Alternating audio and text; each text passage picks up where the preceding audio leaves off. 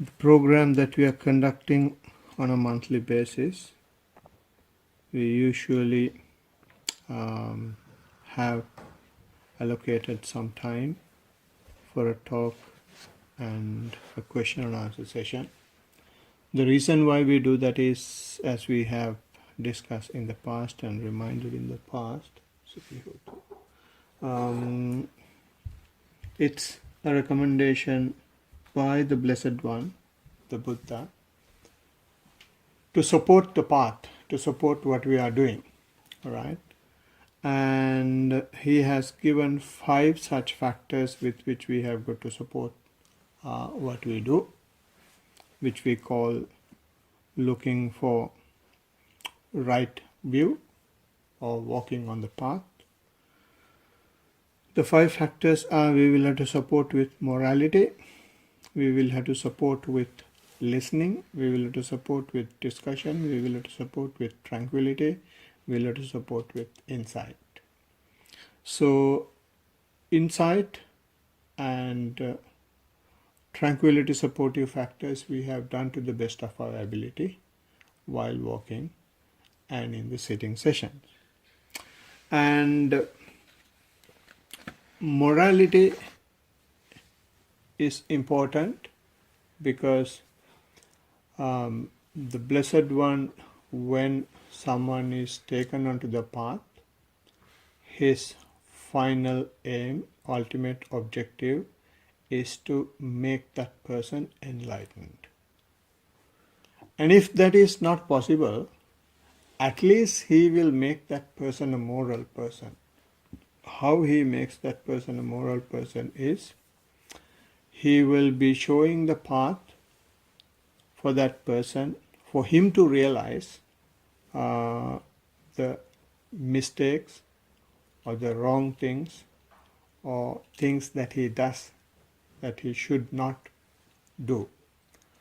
That happens only when you become mindful and only when you stay without doing anything. That will provide a window of opportunity for someone to stop reaction and to see what's going on, right? So when that happens, the first thing that you will realize, first thing that you will understand is that these things I should not have done, right? But he says, although you will be able to become at least a moral person, the habits that we have generated, obsessions that we have are so strong, even if you can see, but those habits may continue. If they continue, what the Blessed One says is, then you should have a strong determination to deny, to stop, to minimize, to avoid such things happening, right? When I say a moral person, morality means minimum observing the 5%, right? So while we are talking, we may exaggerate something or we may hide something. Those are the tendencies or the obsessions or the habits that we have generated over a period of time. And if you, although you see that, you can't control it and it will just happen that way. I'm just taking an example of lying, right? So what you will have to do is make a strong determination that next time I will do it. And if it continues even after that determination, you will have to come and discuss with someone who is practicing and then tell these things are happening, what should I do? And that is the supportive factor, not you worry about when something goes wrong. The Blessed One says, don't worry, you will have to support. To support, there are other people. We just come and discuss whatever things that happens, even without your control, even if you want to control, right? So that's the first supportive factor. I usually talk few words about the moral supportive factor because it is so important to the path. and although it is not our topic, right?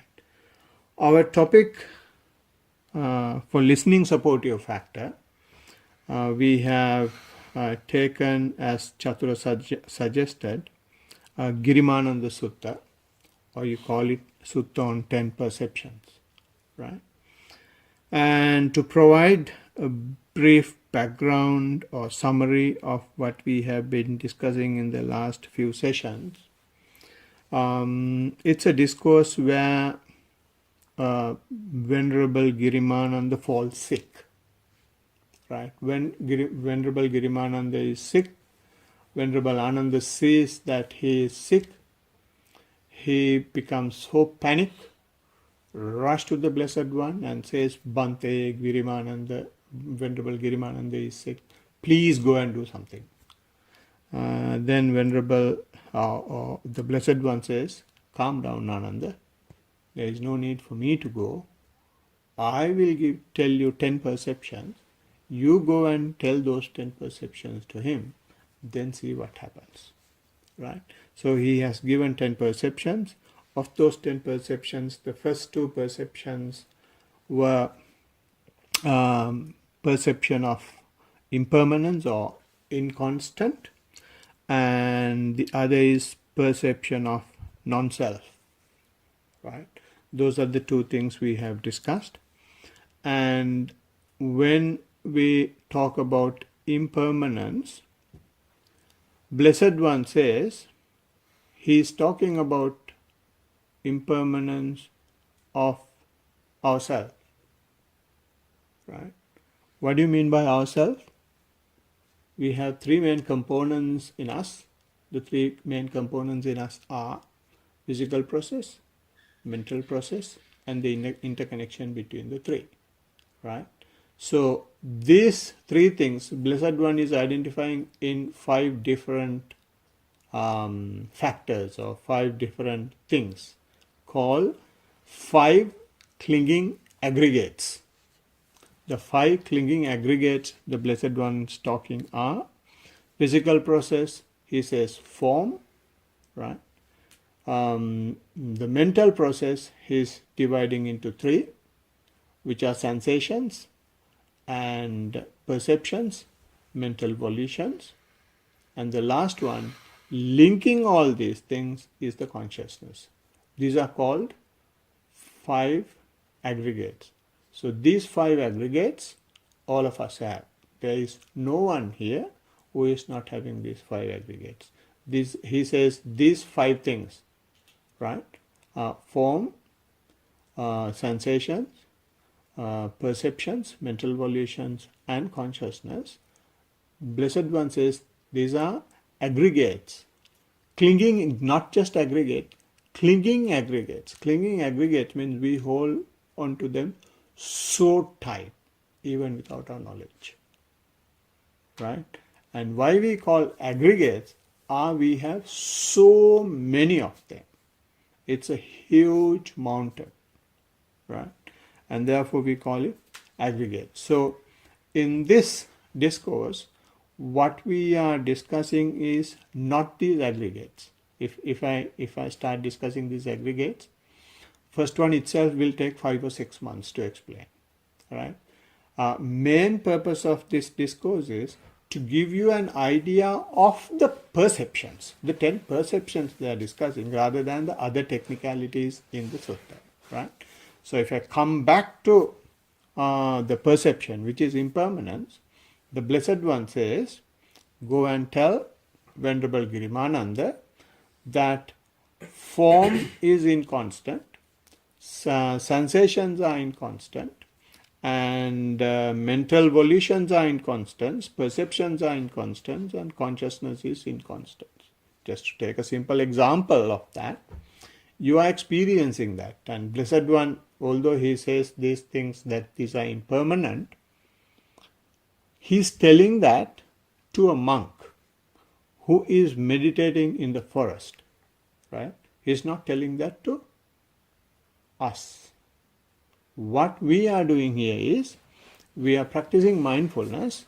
By practicing mindfulness, he is paving the way for us to realize it. How does he do that? And all of you, I'm sure, has experienced that. When you observe the breath,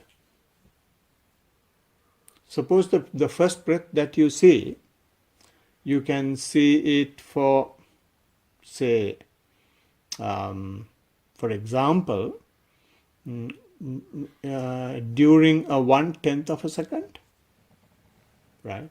You can see your in-breath 1/10 of a second, and then the out-breath the same time, right? How long does the second one? Maybe the same. Third one? Maybe the same. Fourth one? Little less. And fifth one? Even less. So over a period of time, when you keep on observing your breath, you have observed that the breath is becoming subtler, subtler, subtler, subtler, subtler, and some of you may experience that you aren't able to perceive the breath. What does that mean? The very breath that you have been taking is becoming impermanent just before your nose, just before your eyes. It is the experience of impermanence. And that way, using mindfulness, Blessed One lets you realize the very breath, which is life. Breath is life. Life itself is becoming subtler, subtler, subtler, and it becomes impermanent. It doesn't stay the same. Right? So once you realize that, then it is easy for us to go on to the other ones, other mental factors such as sensation, mental volitions, and perception. Right? So we have discussed that in detail about inconstance of the five clinging aggregates. Then in the last session, we discussed the non-self, right? There what the Blessed One does is, he says, every man, every woman, every animal is having these five clinging aggregates. Then he's dividing it bit further, and he's telling us how this happens, right? As I said, the clinging means you hold tight onto something.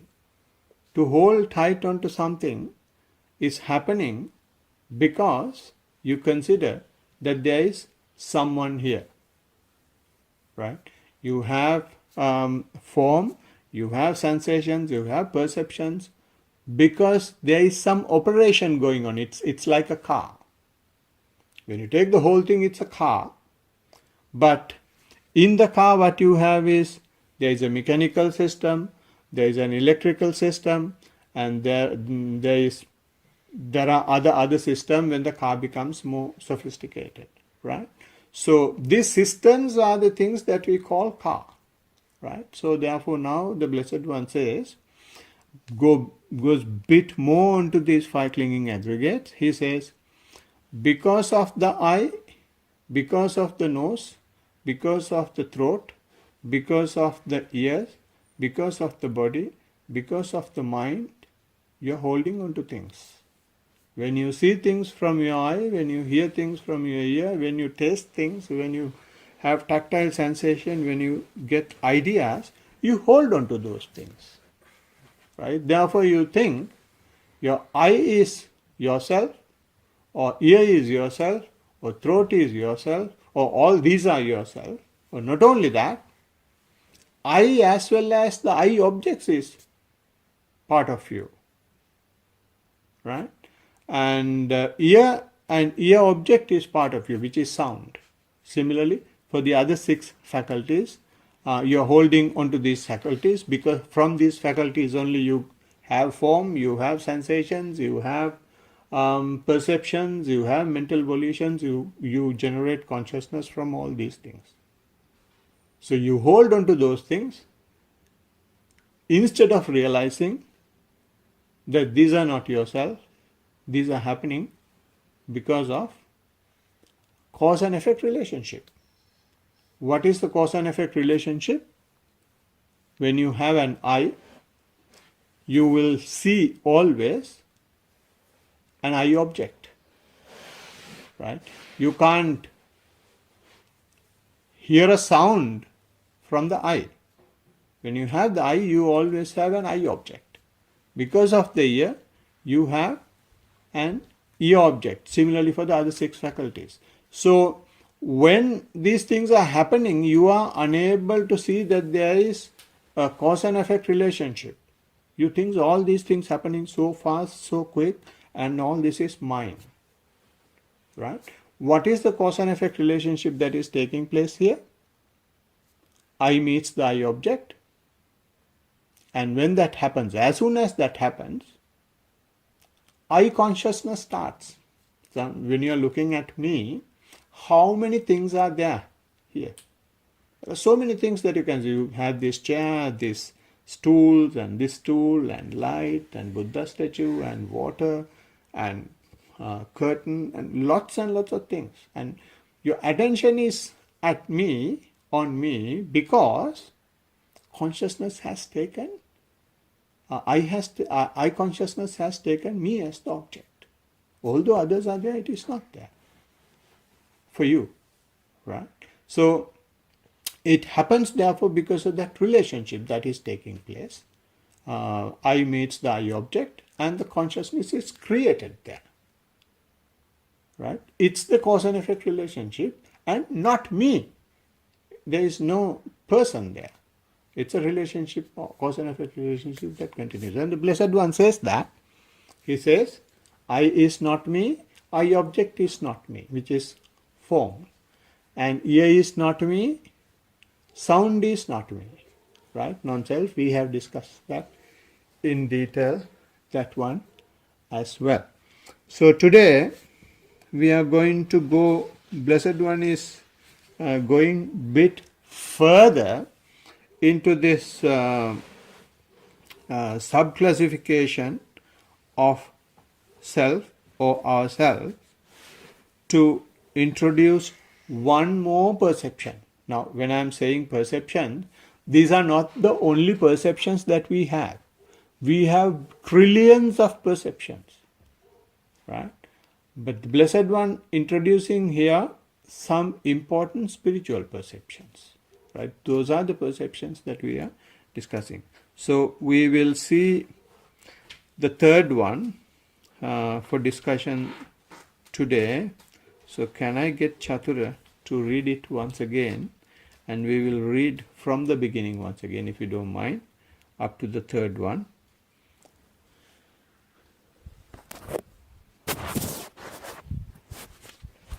Thus have I heard. On one occasion the Blessed One was living near Savatthi at Jetavana at the monastery of Anathapindika. Now at that time the Venerable Girimananda was afflicted with a disease, was suffering therefrom, and was gravely ill. Thereupon the Venerable Ananda approached the Buddha, and having saluted him, sat beside him. So seated, the Venerable Ananda said this to the Blessed One: Bhante, the Venerable Girimananda is afflicted with disease, is suffering therefrom, and is gravely ill. It were well, Bhante, if the Blessed One would visit the Venerable Girimananda out of compassion for him. Should you, Ananda, visit the monk Girimananda and recite to him the 10 contemplations, then that monk Girimananda, having heard them, will be immediately cured of his disease. What are the 10?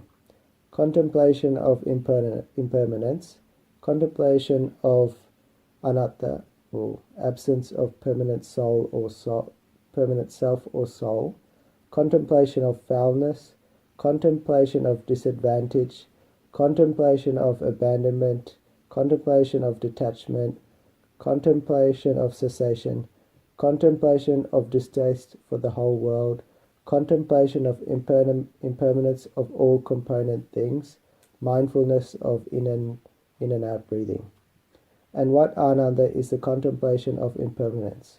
Herein, Ananda, a monk having gone to the forest, or to the foot of a tree, or to an empty house, contemplates thus: matter is impermanent, feeling or sensation is impermanent, perception is impermanent, formations are impermanent, consciousness is impermanent.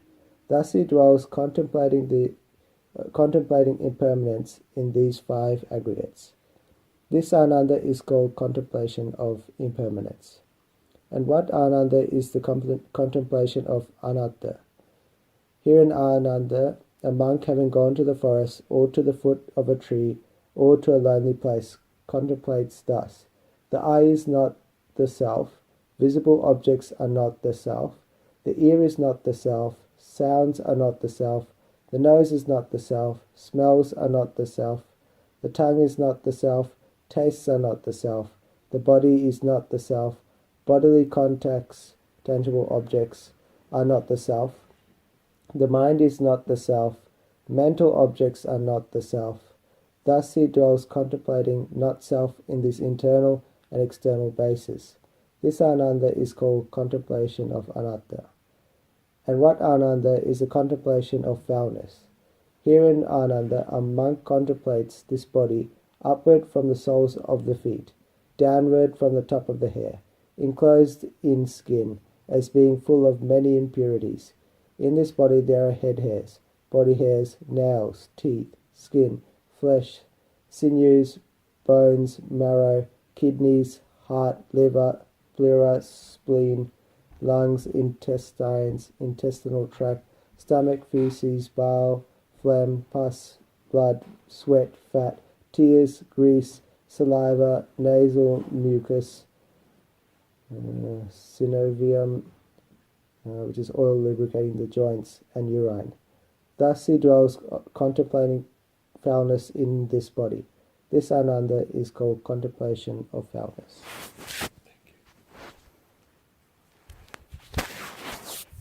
Right. Thank you, Chatura. That is the topic for today. Foulness or unattractiveness of the body. And here we will have, I would like to remind once again, the Blessed One is mentioning this to a sick monk, right? Why he is mentioning this to sick monk is because he's so sick, he requires some special attention. And why, when you are sick, you know, you won't be able to do things as usual, right? You won't be able to get up, you won't be able to comb your hair, and everything that is coming out of the body is not attractive. So when that happens, you feel depressed, you feel you start hating yourself. Why? Until such time we fall sick, we have never thought that we have these unattractive things covered in the skin. Until such time you fall sick.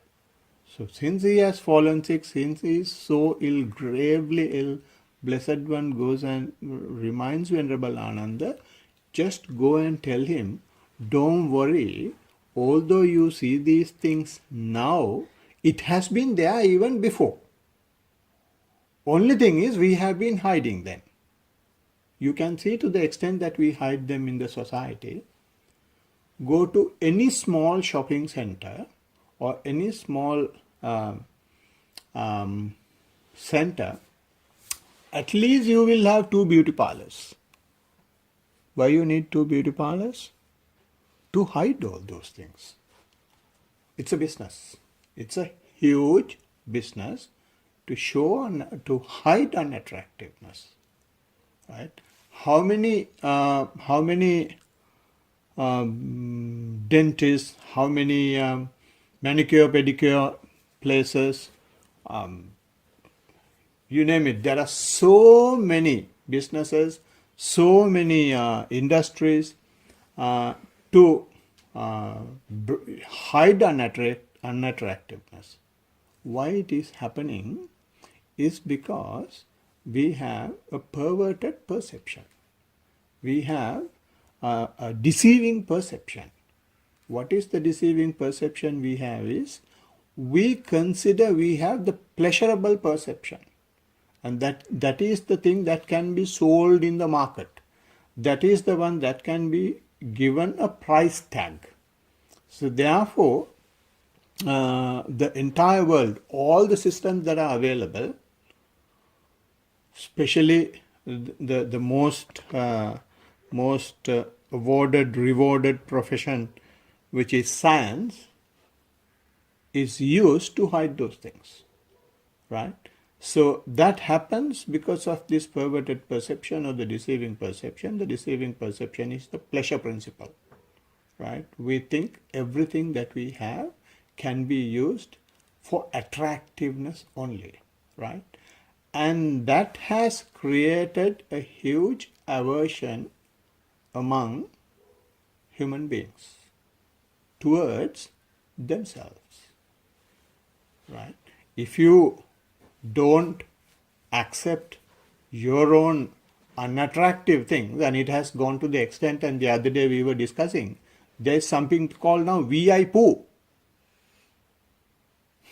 just to cover up that unattractive thing. We are going to that extent, and it has become a business, right? So what the Blessed One says is, just because they are unattractive, not that you completely ignore everything. Just be aware that these unattractive things are there when you are well and good. No need to wait until such time you fall sick. You just accept the reality. Don't just get deceived or have a perverted perception. All these things are attractive and these will never change, and everything can be controlled by ourselves. Don't have that. There are unattractive things inside. So if you start accepting your own unattractiveness while you are well, then when you fall sick, if those things come out, then you will not worry much. Your body might fall sick, but your mind will not fall sick. Now what happens is, if you are not ready, and if something happens, what happened to Michael Jackson? He was trying to bring all attractiveness to him, which ultimately brought his death. And it is happening to everybody. There is no need for me to mention.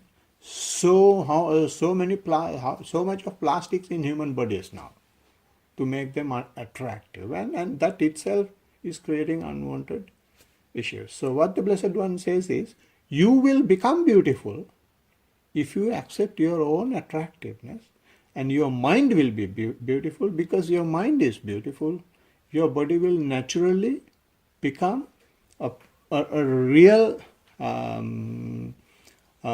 usual biochemical process without having any aversion in the process, right? So therefore, the Blessed One is not trying to bring pessimism into human mind.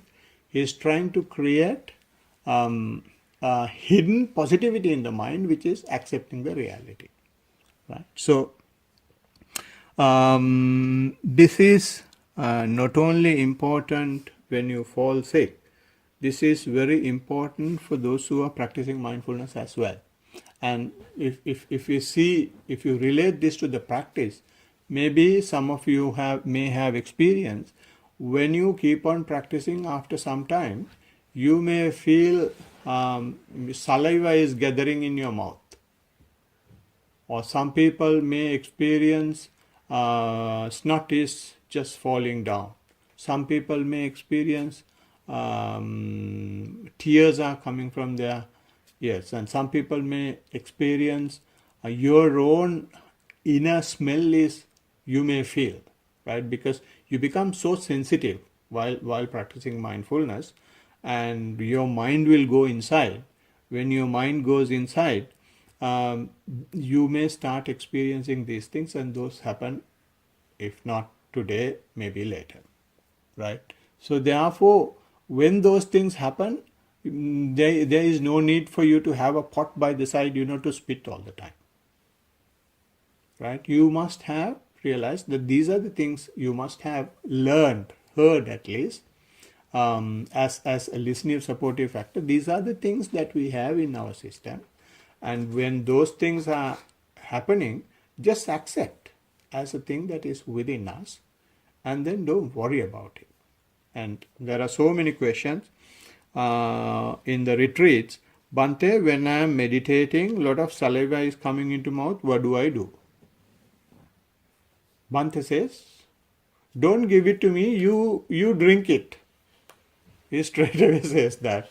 It is not mine, it is yours, you have it yours with you. So it's not a question, and if you have heard these type of things, you just accept that those things are happening, and therefore you will not start hating yourself, and that is the relevance for those who are practicing mindfulness. And also there is another relevance.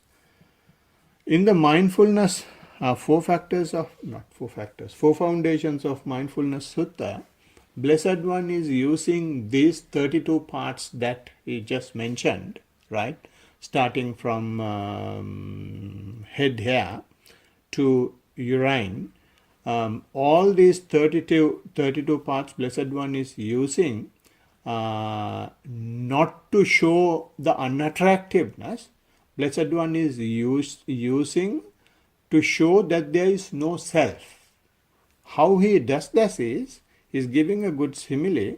He says, suppose there is a bag of grain with different kinds of seeds, right? And person with good eye is opening this bag and separating the seeds.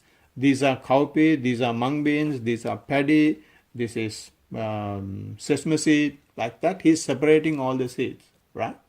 That way, if you contemplate in your body, this is my hair, this is my teeth, this is my body hair, this is my nail, this is my flesh, this is my blood.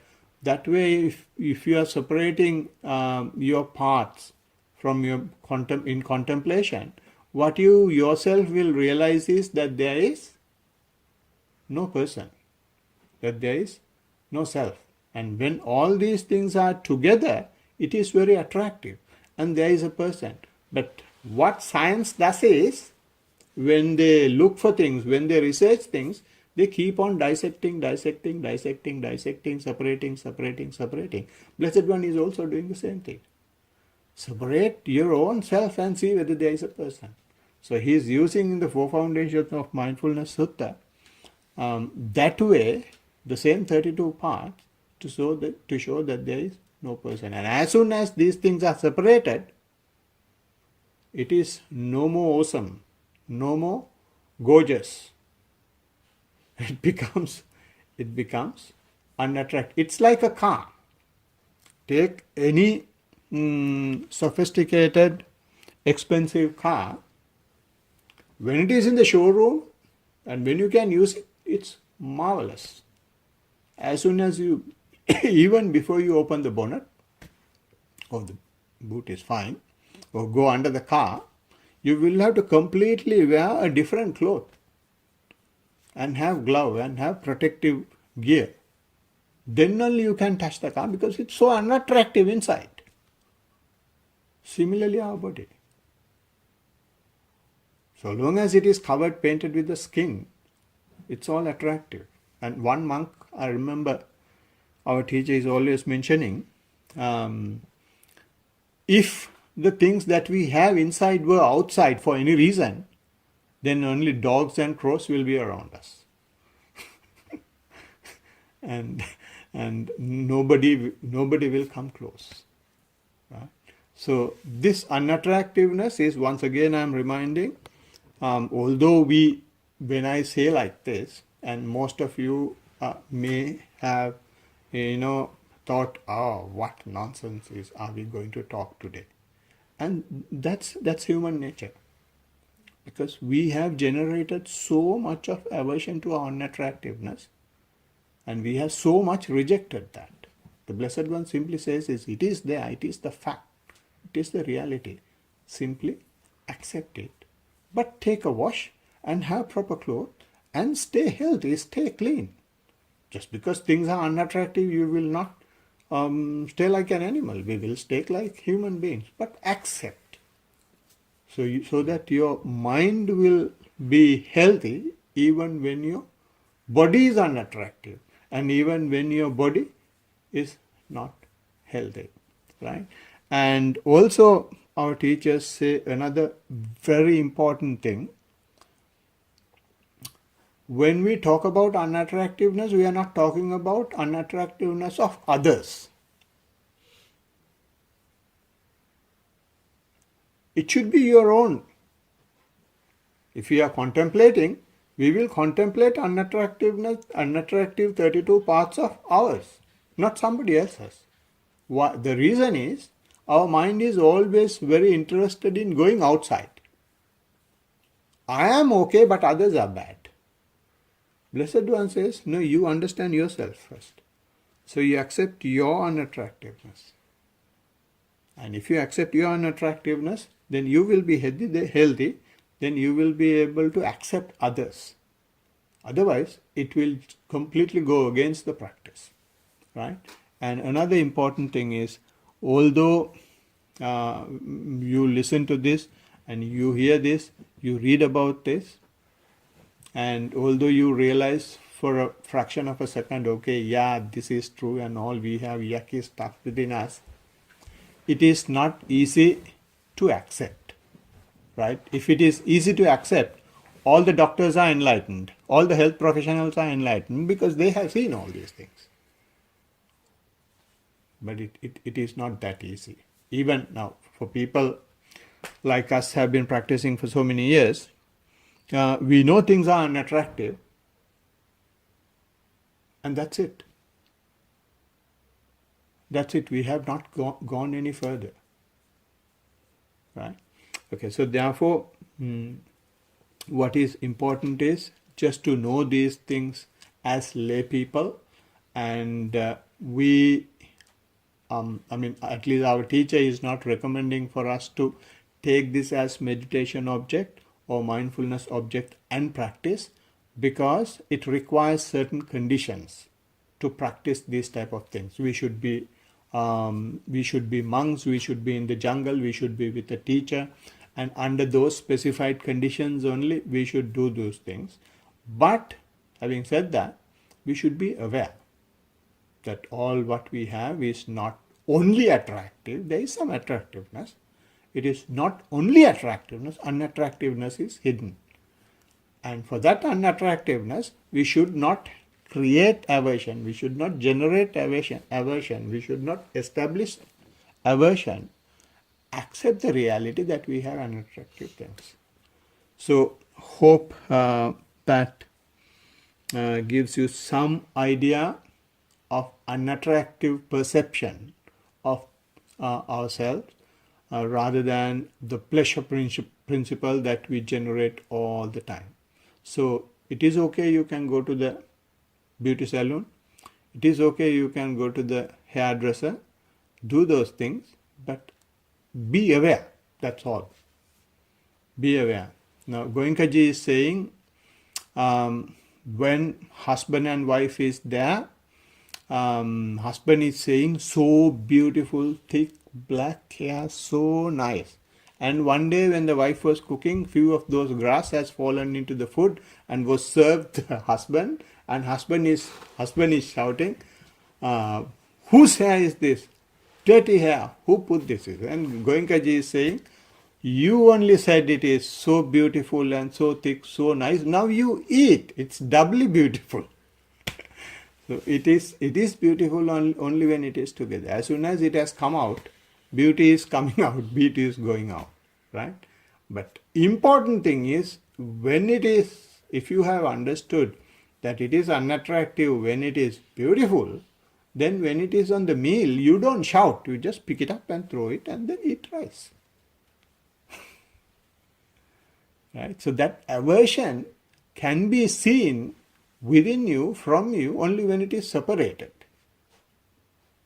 Right? Those who have really seen the unattractiveness will not cry, will not shout. Just put it out separately and then eat the rest. You know, when it was together, it was unattractive.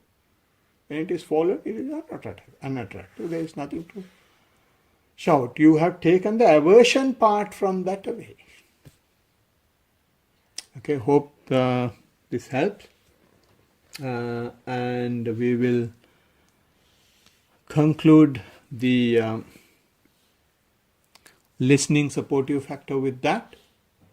I'm sorry, I know it is not very interesting topic to this age, but it is something that it's very much worthwhile to be aware. And if you have any questions, I would like to help now. No question. It's not related to practice. It's related to an argument me and Shalini were having. You can fill in any details if I'm wrong. But so basically, I was saying we were talking about practice and like the Dhamma, like the teachings, and I was saying that no, my argument was that she was saying it was equally important that both need to happen hand in hand, and I was also agreeing with that to a lesser degree. But essentially, what I was saying was my understanding is that as you practice, the Dhamma is there as a reference point to clarify some of the things that the practice might bring up. But her take on things was, correct me if I'm wrong, her take on things was that they need to go, like as in you can read the Dhamma and it will be relevant when the practice comes around. But I've sort of, I don't know, like I just want to clarify my view on that. So can you comment a little bit about that? Is it the same thing? Is that accurate? Like, did I represent your thing accurately? I think mine was. I think from what I took away from it was, you sort of was you were like, so you practice and then you learn Yeah. the Dhamma Yeah. and then you practice and then Yeah. that sort of thing. Yeah. Whereas I said it's relevant to all stages of learning and all stages of Yeah, life. that's right. Yeah. Okay, so let me put it this way. I will rephrase the question and see whether it is the same thing that you guys have been discussing. One says practice is more important, and the other says you will have to read and learn Dhamma first and then practice. And the other one is saying you practice more and then you will learn Dhamma. Is More or less. Is it the thing? I think my view is more that you don't need to do it so A, B, C, D, you don't need to have that sort of a formula for it necessarily. Because I think for me, it's because of my personal experience. I've always been surrounded by, little bits of the Dhamma growing up and everything, and I was always interested in it. And the same thing has taught me so many different things as my practice has developed as well. So Right. I've gotten a lot of different types of value out of just one simple thing. Yeah. Okay.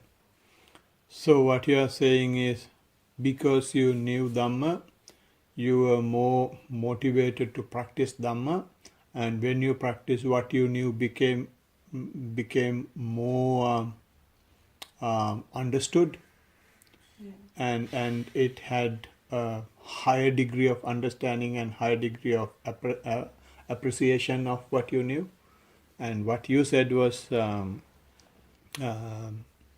knowing is not very important, but practice is more important. Yeah. Right. Okay. No, this is a very serious issue that we have in the Buddhist world, right? How much of Dhamma learning is necessary to practice is a $1 million question. And this question was once asked from Bhante, in 2012 or 13. I exactly don't remember which year.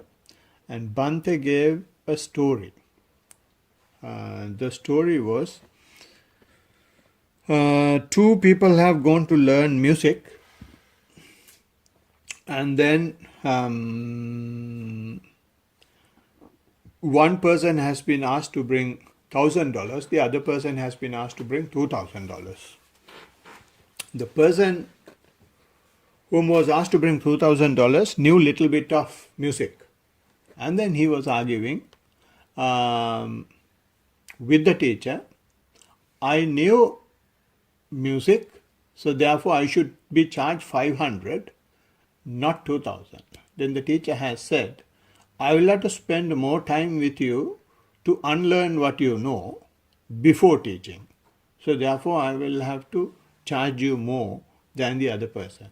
So why Bhante said this was our upbringing in the society is you know things and then do things. That is how we have been brought up. And we apply that to Dhamma as well in the same way. Right? That upbringing is going to understanding Dhamma. So therefore, we learn Dhamma and then try to do Dhamma.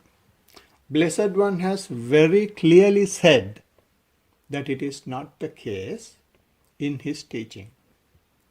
Where has he said that? Is in the first teaching itself.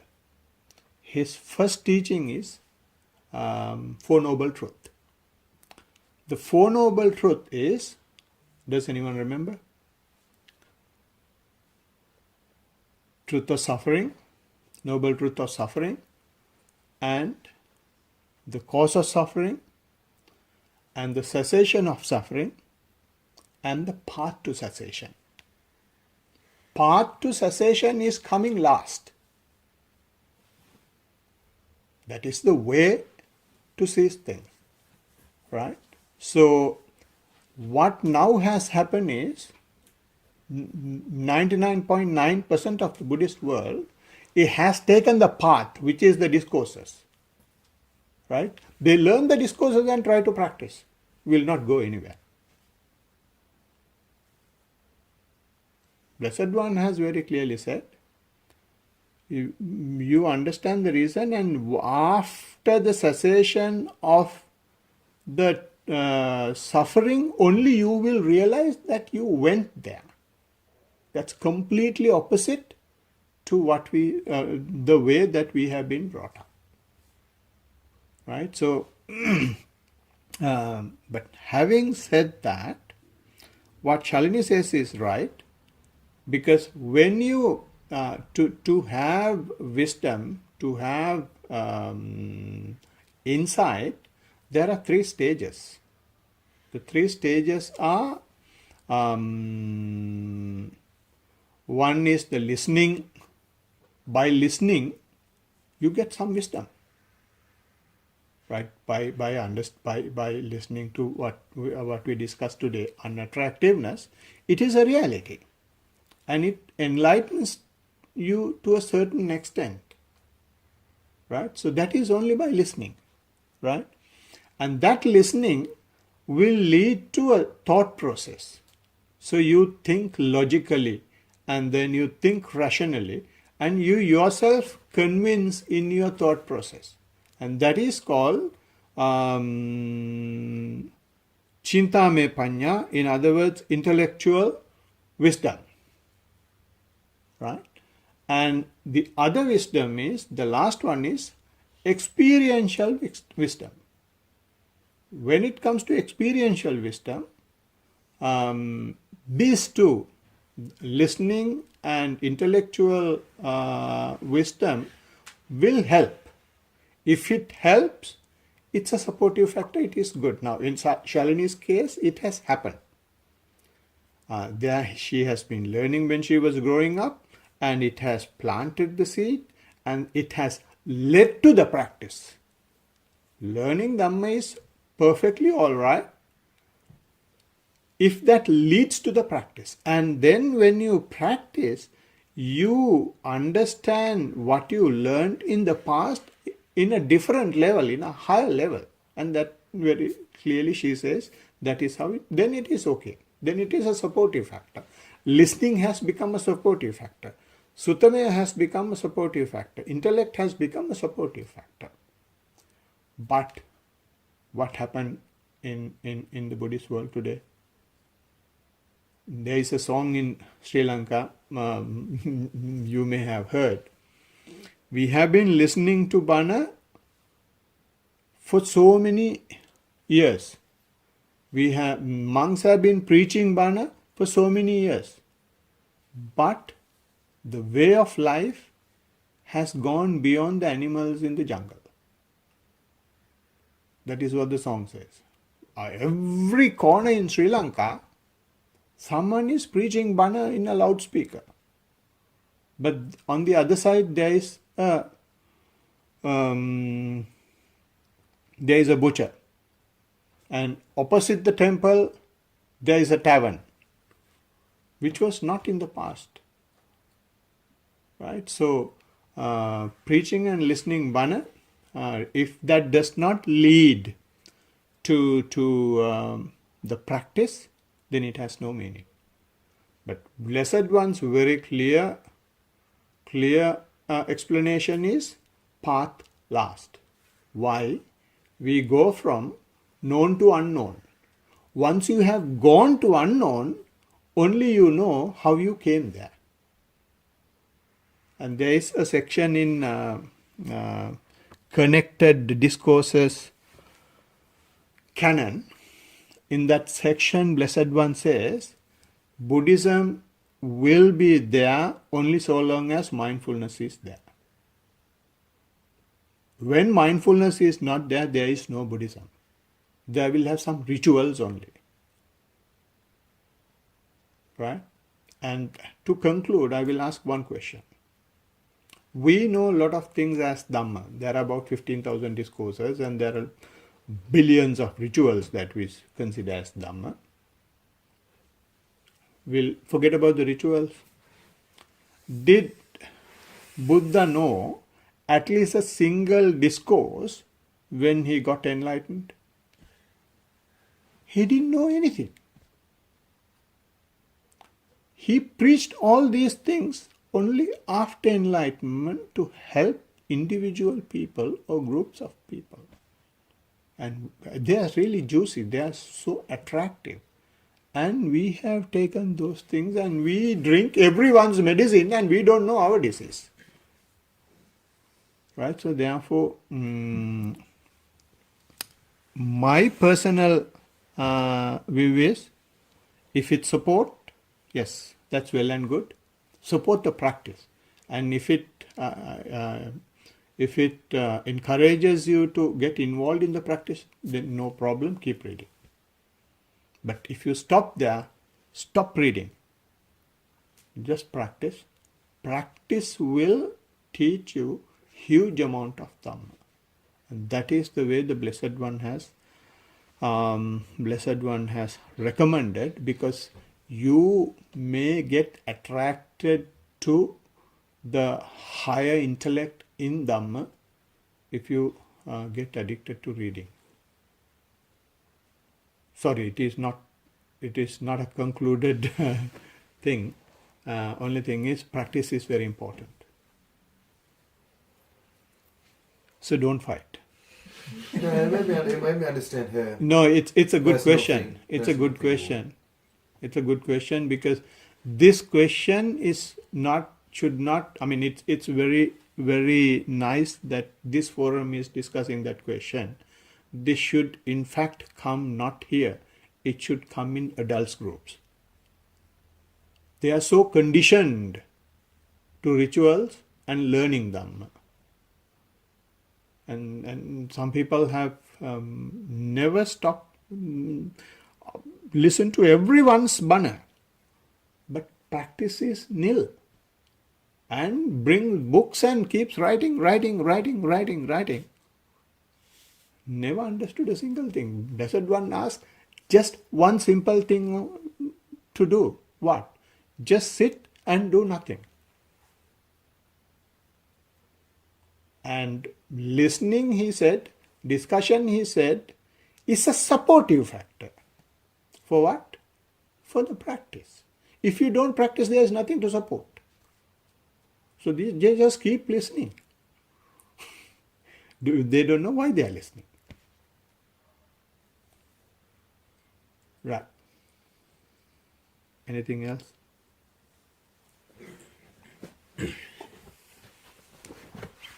Shalini mong wawatona beragatta. No, I'm just joking. No, what you said was right.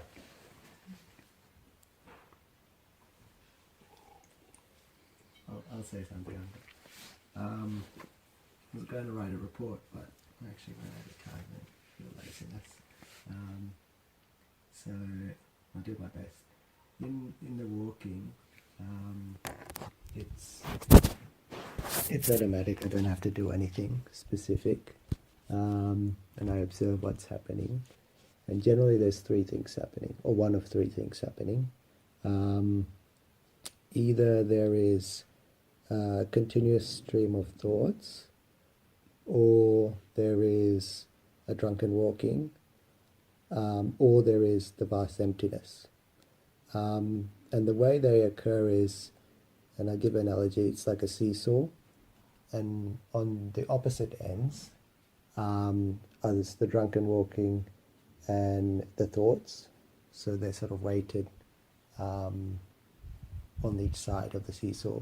And in the middle is the vast emptiness, and it's always tipping. So there could be, at any moment, it could go in one sitting, or one walking to the next walking could be drunken walking, or it could be thoughts, and then also possibly in the middle where the vast emptiness is. This sort of thing wasn't happening in Mitrigala, where it was in the middle, and possibly that was because the strength of mindfulness there was much easier, or I had higher strength of mindfulness, whereas I've diminished when I've come back. But what actually happens is there's like a automatic stabilization. I'll say, What is that? Without my intent, or there is something happening where the seesaw wants to balance and go to the middle, where the vast, Seesaw won't balance. it wants to balance. Right. So there's some sort of balancing act happening, and it wants to go to the middle all the time. It is sort of like an intent, but it's not something I specifically do. But that's always happening. It's always trying to go to the middle. It's trying to do. Trying to do, and yeah, it gets there, but it feels like an intent, but I'm not doing it. That's Right. happening whether I like it or not, Right. which is sort of a little bit contradictory to choiceless awareness, but that's what's happening. The only other thing I would specifically mention is sometimes there's feelings that I get. There's a very pleasant feeling that'll happen. When either of these things happening, I'm not sure which specific one. And I feel that as like a measure of mindfulness. So the bigger the feeling, the higher the mindfulness is. Is And this still walking? yes, walking. And I'll give the sitting explanation later. Exactly the same thing happens in the sitting. That's basically it. The sitting is the only part that's different. It's just easier. Before going on to that, Sure. When you said feeling, can you explain what you mean by feeling? Pleasant feeling. Right. When you say pleasant feeling, how do you experience it? It's like a thrill. Like when you go on a roller coaster, you get this thrill, like a really good feeling.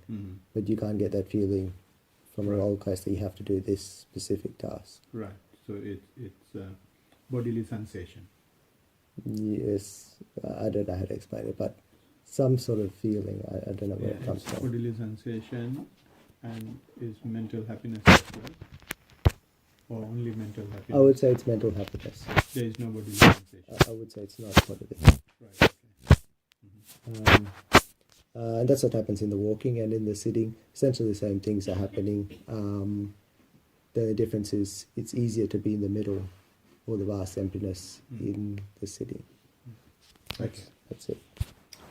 Right.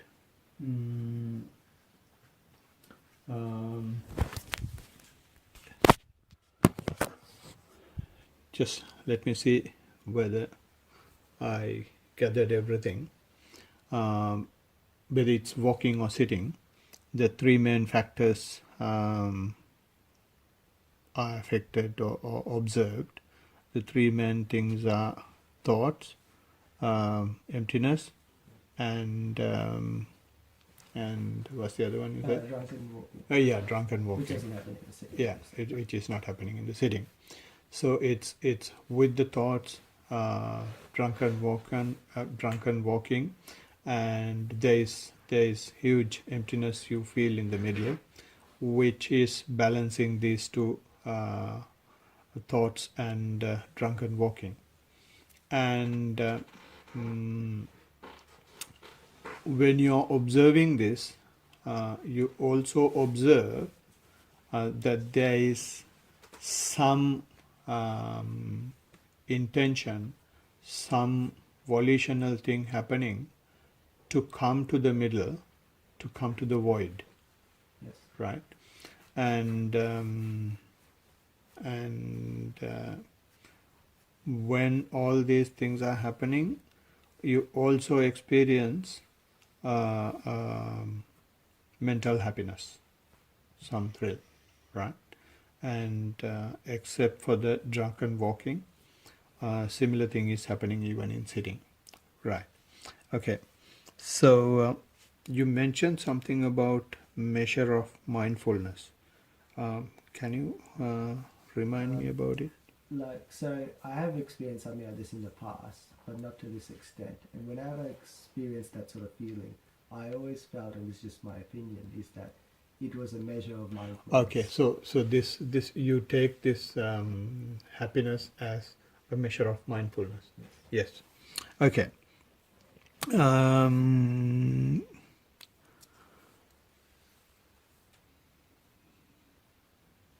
the first thing I would say is that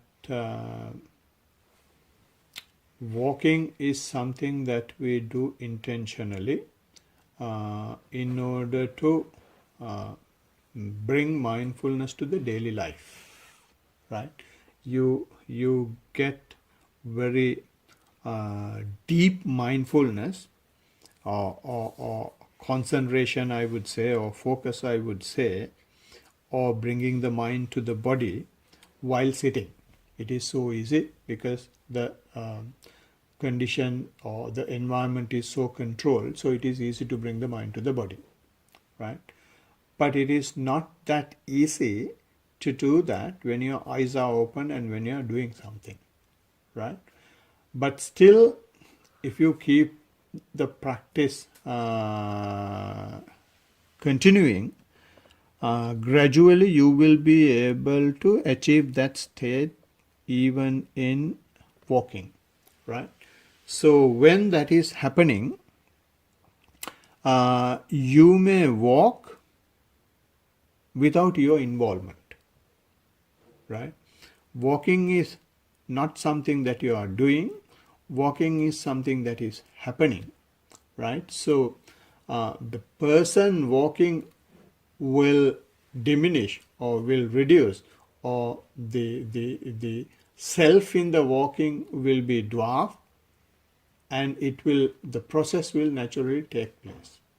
When it is naturally taking place, uh, uh, if when your mindfulness become heightened, you will see it is not only the walking that is happening at the same time, there is other things going on as well, which is on one hand thought process is there, and on the other hand you have no control of yourself. You drunken walking means the diminishing of self, right? You don't identify a self, you don't bring lot of intention to walk. It naturally happens, so therefore you can't control yourself, right? So and at the same time, since your mind has gone inside, since your mind is in the body, since you have taken the attention from outside world, you feel a huge void. Because when your eyes are open, when your attention is outside, there is no void. There are so many things to keep you happy and keep you engaged in. When you move away from that, how the mind will read that state as a void state, nothing state, right? So the most important measure of mindfulness for me, and by seeing all these things, the most important thing is you can see whether you have established mindfulness, because when these things are happening, usually what happens is you ask the question why, you ask the question how, you ask the question what do I do next. And those three things did not come out from the report. What he said was, instead I was happy and I had some mental happiness arising from this situation. And when that mental happiness is arising from the situation, that clearly indicates that you have appreciated mindfulness. Because of mindfulness, you see the situation or see the process and see the things involved, and that did not give a question. You realized, you accepted that it is something that has come from your practice, and that is called establishing mindfulness. And you have appreciated and you have accepted it. And therefore, seeing all these things is the best measurement of mindfulness rather than just the happiness. And why the mind is suggesting to take the happiness as the measurement is because mind wants to hang on to some happiness. Mind wants to hang on to some pleasure. Right? He can be attracted now because he's not attracted to things outside. He's not attracted to the practice, and practice has given him happiness. Right? So mind is trying to grab hold him there so that one day if this goes away, then he will start crying. Right? So the mind wants that's to create that situation somehow or other. Give only pleasure. You are a good man now. And when that is given, and since things are not permanent, as soon as these conditions don't arise next day, then he will start crying. Right? So the mind has very clearly twisted his hand to say there is some pleasure, and you say that this is the measure of mindfulness. It's very good these things should come out. Then what we are reading is the human mind. It is not only happening to him, it's happening to all of us. This question is for everybody. Right? So if the mind is trying to do that, that's okay. That's the only thing that the mind can do. And we see that. We spit it out and discuss. Then mind loses its strength. Right? We have got mind agenda. So mind is losing one more trump card. He has a lot more. He will come out with the next one next time. And therefore, for it to play the trump card, we should discuss. If we don't discuss, we don't know what's going on in the mind. So that is my comment. You have any other questions on that, or does it make sense? Makes sense, thank you. Tevan Saranai.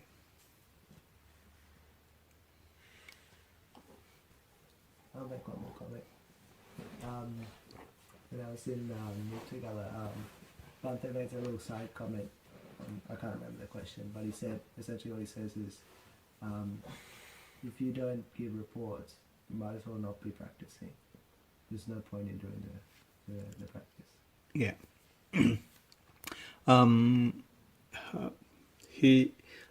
I have heard he's saying the other way as well.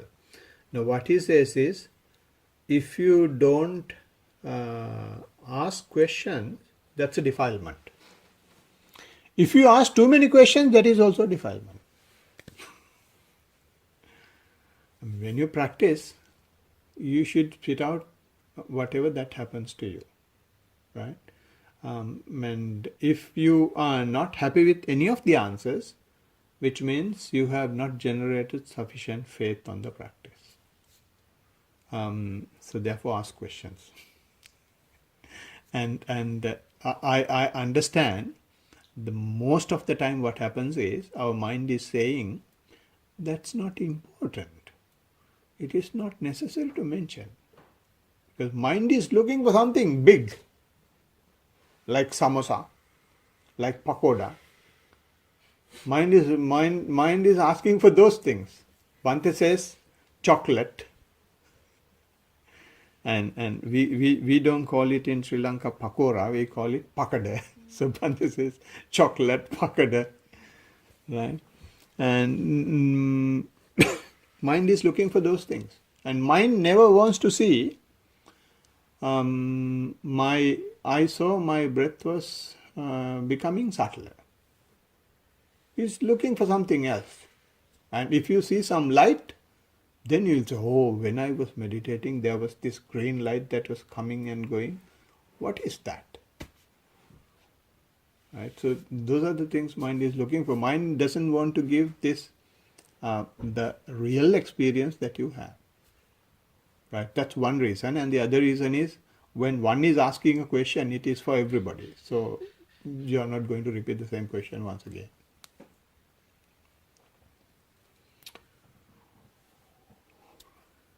Did you want to say something? No. All right. So if there are no other questions, we can conclude the session. To conclude, we will pass these positive energies to everyone who is helping us to walk on the path of Dhamma, the Buddha's teaching.